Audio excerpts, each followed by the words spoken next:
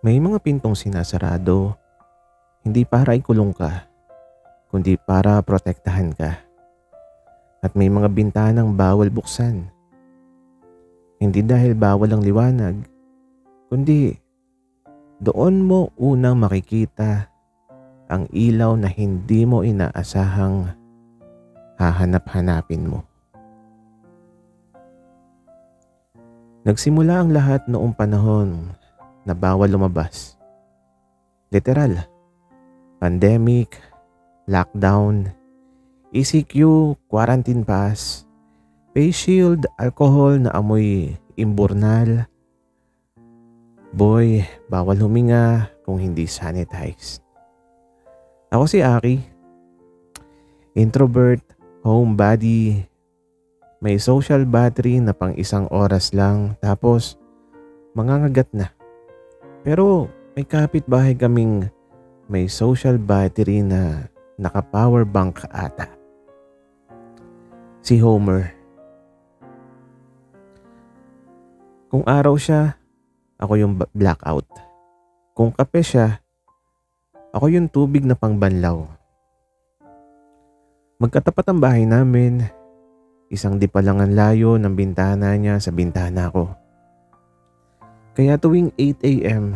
on the dot, habang ako wala pang nagagawa sa buhay mode, siya naka-standing ovation na sa umaga. Makikita ko siyang nagdidilig ng halaman na nakasando, nagwawalis ng tapat na naka-headband. Minsan may pa-good morning stretch pa siyang parang pre-trial sa gym commercial. At ako, nakahilata habang ngumunguya ng pandesal na walang palaman.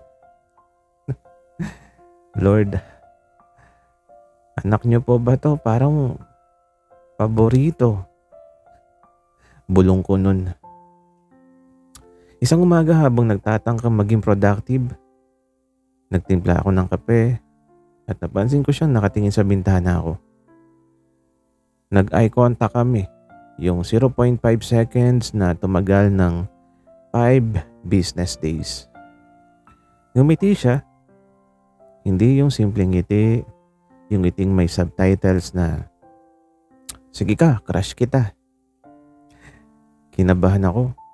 Yung kalamnan ko, nag-TikTok challenge bigla. Hindi ako sanay sa eye contact. Mas gusto ko pa rin yung makipagsagutan sa metro than makipagtitigan. Pero bago pa ako makapag-lock away, kumaway siya.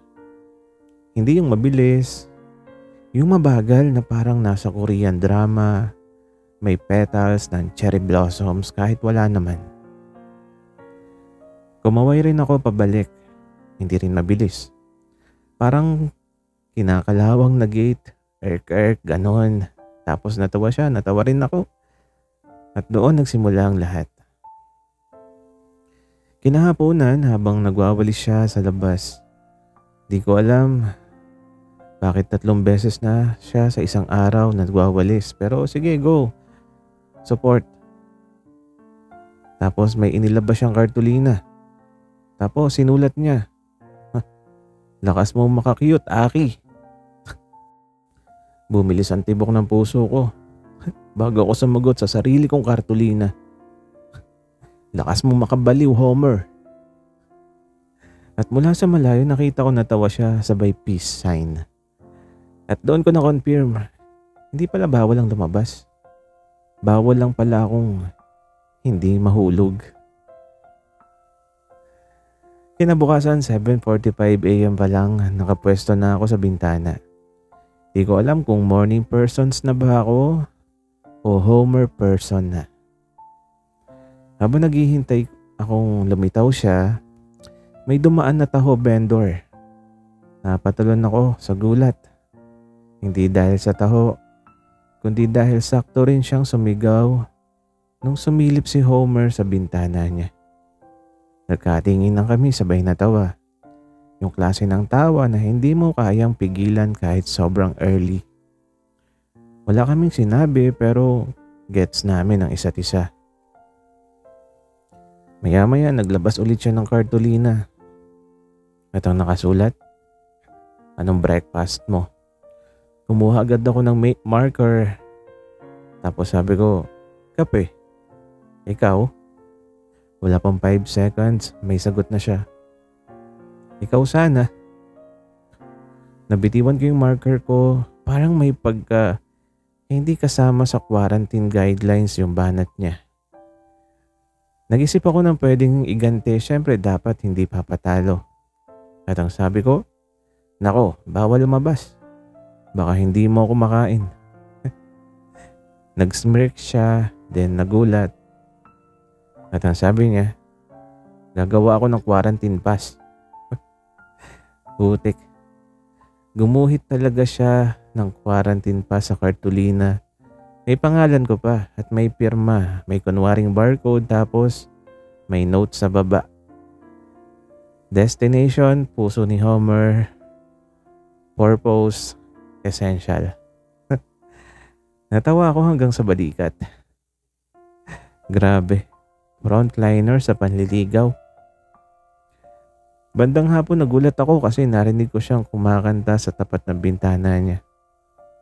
Hindi naman sobrang ganda ng boses niya pero alam mo yung voice na gusto mong ulit-ulitin kasi may sincerity. Yun.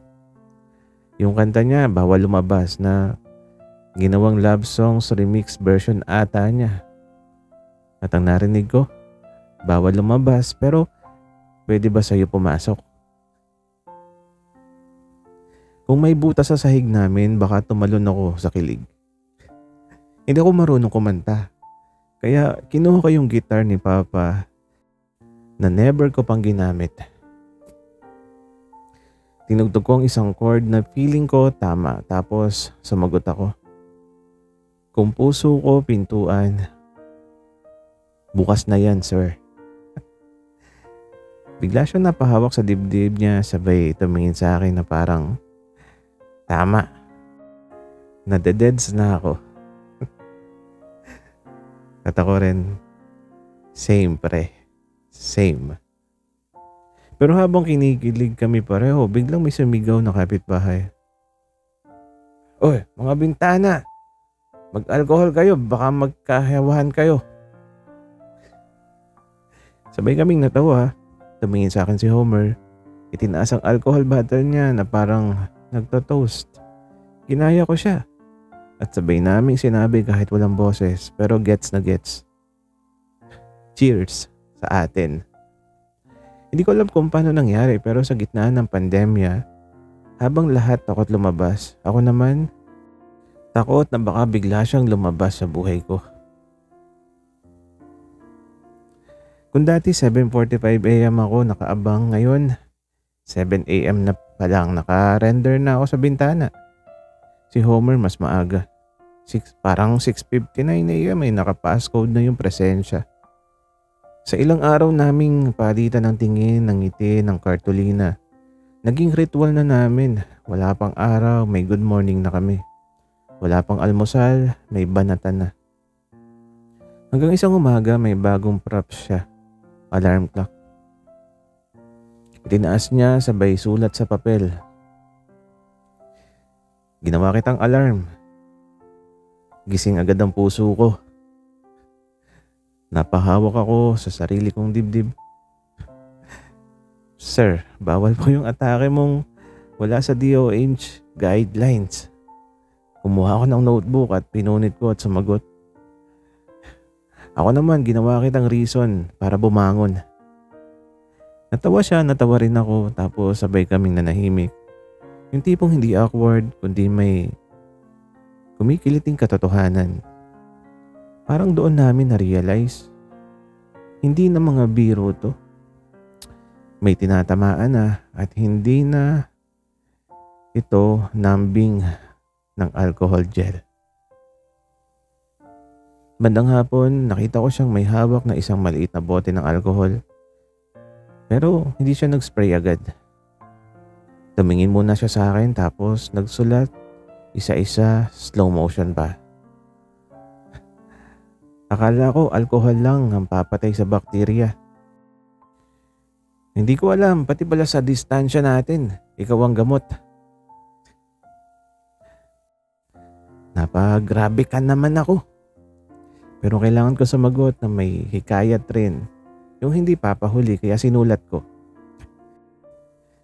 Hindi distansya ang kalaban natin, kundi yung ayokong tapusin to. Para akong nag-send ng message na may sariling buhay.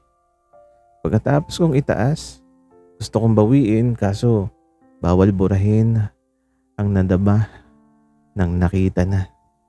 Ngumiti siya, yung ngiting hindi malaki, hindi maliit. Yung ngiting sigurado. Tahimik uli pero sa katahimikan may malinaw. Wala kaming pag-aagawan, wala kaming tanungan ng ako ba. Wala ring selos, wala ring kaba na may iba. Kasi sa bawat sulat namin sa papel, doon pa lang. Pinipirmahan na namin ang totoo. Maya-maya, bigla siyang pumasok sa bahay nila. Pagbalik niya, may dala siyang long bond paper. Parang may announcement. Kinabahan ako. Suspension of kilig operations na ba to? Face shield? Dress code ba? Do not enter the heart premises. Pero pagtaas niya, ito ang nakasulat. Important notice. Walang selosan, walang takutan.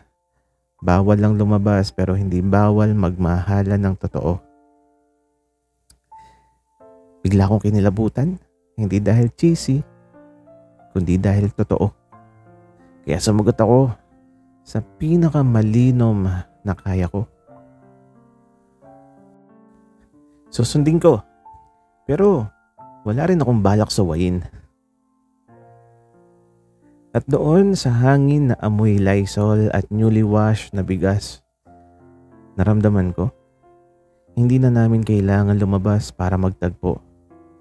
Kasi sa totoo lang, nakapasok na kami sa isa't isa. Hindi sa pinto, pero bintana pa lang, panalo na. Kung akala namin umabot na sa peak ng kilig, nagkakamali kami. Kasi isang gabi nawalan kami pareho ng internet. At dito nagsimula ang pinakamalaking plot twist sa quarantine love story naming dalawa. 8:15 p.m. kakatapos ko lang maligo. Nakatawel lang ako sa balikat. Buhok na parang sinuklay ng electric fan. Papasok na sana ako sa social media. Biglang no connection. Sabi ko, sige, magde-data na lang. Insufficient load. Sabi ko ulit, okay, i-hotspot ko. No signal. Lumabas ako sa bintana para kumuha ng hanga at himala. At syempre andun siya, si Homer. Hawak yung phone, naka 60% battery, nakasimangot. Tumingin siya sa akin, tinaas yung phone. Sabay iling na parang, be, wala rin. Natawa ako. Tumango ako na parang, be, same. Tapos, bigla siyang tumakbo papasok sa bahay nila. After 1 minute, bumalik siya, may hawak na papel. At binasa ko mula sa bintana ako. Aki, ano wifi mo? Nagtaas ako ng kamay in surrender mode. Sabay sinulat. Wala nga eh. Sumagot naman siya. Eh ako wala rin. Eh di tayo na lang ang signal ng isa't isa. Ay Lord. Nagpantig ang tenga ko pero kinilig yung puso ko at sinagot ko siya. 4G ka ba? Bakit ang bilis ng connect ko sa'yo? Napaslow clap siya mula sa bintana niya. Match kami, pareho kaming nakakakilig pero nakakatawa rin. Pero habang nagtatawanan kami sa papel at pantomime, napansin ko may hawak siyang maliit na whiteboard. Tapos sinulat niya dun, Aki, kahit walang wifi, gusto kita. Walang emoji, walang joke, walang follow-up punchline. Diretso, malinis at totoo. Yung USB type ng confession na hindi nakabaliktad, sakto pakpasok. Napalunok ako. Hindi dahil hindi ako ready, kundi dahil tinamaan ako ng eksakto sa lugar na hindi ko inakalang may butas pala. Hindi ako sumagot agad, hindi dahil nagdududa ako, kundi dahil gusto kong siguraduhin pantay ang bigat ng sasabihin ko. Kaya kumuha rin ako ng papel, yung pinakamalinis, walang lukot, at sinulat ko. Homer, kung wifi ka, ikaw yung pinipili ko, hindi lang free trial. Tinapat ko sa bintana. Nakita ko sa mga mata niya na may tama rin. Hindi bala, hindi granada, kundi truth bomb. At ngumiti siya, ngumiti rin ako.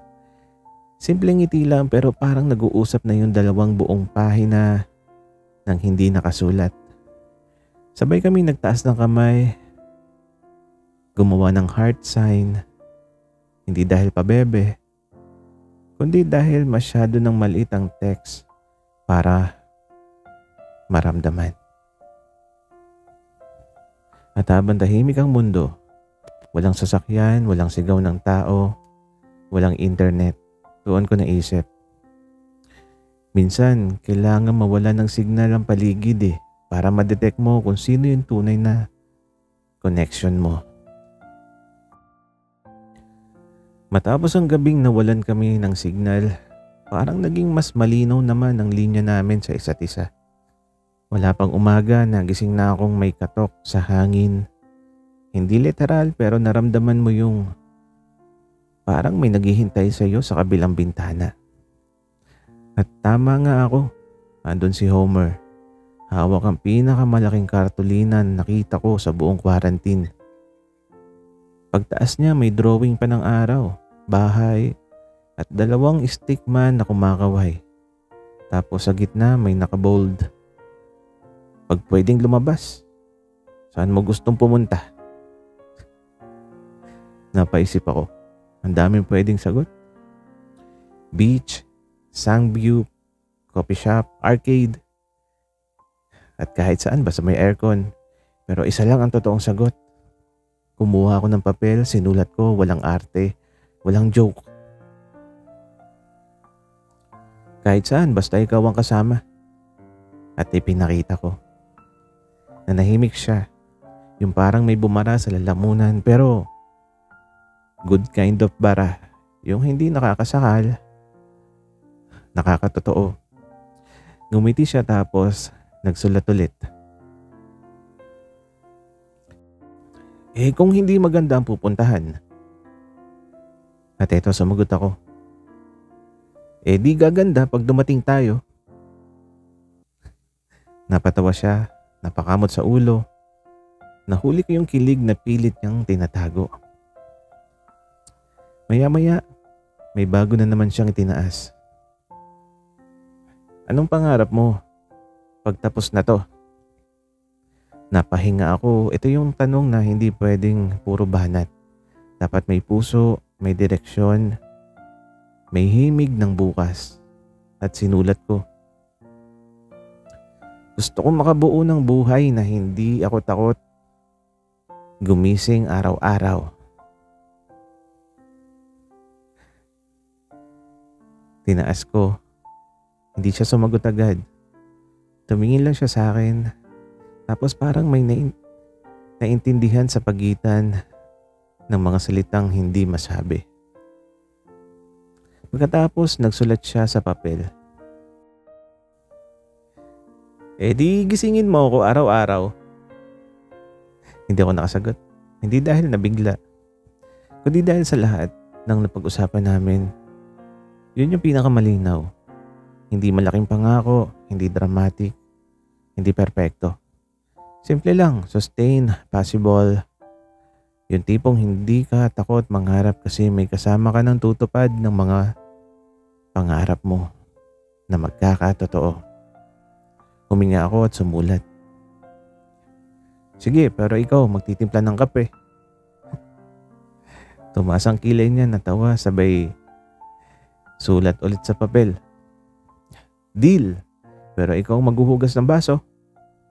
At sinagot ko agad. Deal, pero hindi araw-araw. At ang sagot niya, deal, pero habang buhay. At ayun, boom. Tapos sabay kaming natawa. Kundi dahil seryoso, pero hindi mabigat. Pangarap pero hindi pressure. Plano pero may saya. At doon sa pagitan ng quarantine walls, alcohol bottles, at kartulina na naging chatbox ng damdamin, nabuo namin ang bukas na hindi namin minadali. Pero hindi rin namin inurungan. Hindi labis, hindi kulang. Tama lang para masimulan. Isang linggo lumipas, unti-unting nagluwag ang mundo. Hindi na bawal lumabas. Pero pani, hindi na rin namin masyadong kailangan lumabas para damhin ang presence ng isa't isa. Kasi nagsimula na kaming dumalaw sa labas ng bintana, hindi na sa loob nito. May face mask, alcohol, at social distance. Oo, pero may bagay na mas malakas kaysa sa virus. Yung tibay na nabuo namin habang bawal pa. Isang umaga, bitbit ni Homer ang unang tunay niyang quarantine pass. Hindi kartolina, hindi na drawing, hindi na biro. Tumaas ang papel sa kamay niya habang papalapit siya sa gate namin. Tapos sabi niya, hindi na sulat, kundi sa mismong boses niya. Aki, pwede na. Lumabas ka.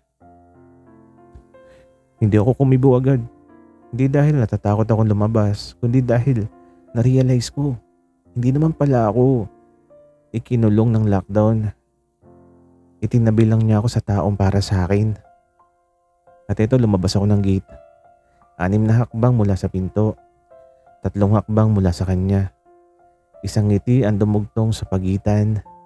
At sa unang beses na nagharap kami ng walang bintana, walang papel, walang distansyang emosyonal, ang nasabi ko lang, finally. At ang sagot niya, matagal na kitang hinihintay rito. Hindi pala bawal. Tinatiming lang. Tumawa kami, walang pressure, walang kaba, walang selos, walang drama. Puro, grabe, buti dumating ka na vibe. Naglakad kami, hindi malayo, hindi rin malapit. Yung sakto lang para sabay naming matagpuan yung normal na ngayon ay mas mahalaga na. Nag-take out ng 2 kape, umupo sa waiting shed, may pagitan pa rin pero yung puso, wala nang distancing. At habang inuuna ko ang unang higop, bigla niyang sinabi, Aki, gusto ko ng relationship na hindi ingay, kundi pahinga. At sumagot ako, sakto. Kasi pagod na ako sa maingay eh. Gusto ko yung tinatahan. Ngumiti siya, tumango at ang sabi niya, dito na tayo. At ang sabi ko naman, dito na nga. At parang walang kontrata, walang proposal, walang countdown. Pero pareho naming alam na simula na yun. Makalipas ang mga araw, hindi perpekto ang mundo. Pero sapat na ang isa't isa. Hindi mahal kita agad, kundi mahal kita. Pero sisiguraduhin ko pang araw-araw. Hindi kislap, kundi ilaw. Hindi basta connect, kundi hindi na nawawala sa signal. At sa huli naintindihan namin, hindi bawal magmahal kahit hirap ang mundo. Hindi bawal tumawa kahit mabigat ang sitwasyon. Hindi bawal mangarap basta sabay. At higit sa lahat, hindi bawal manatili. Ang mundong huminto, siya pang nagpatanto na hindi lahat ng bawal ay hadlang. Ang ilan palatandaan lang. Palatandaang may pag-ibig na hindi kailangang habulin.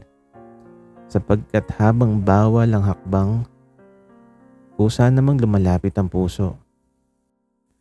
At ngayong malaya na ang daan, pinipili pa rin naming hindi umalis sapagkat may mga taong hindi kailanman naging bawal.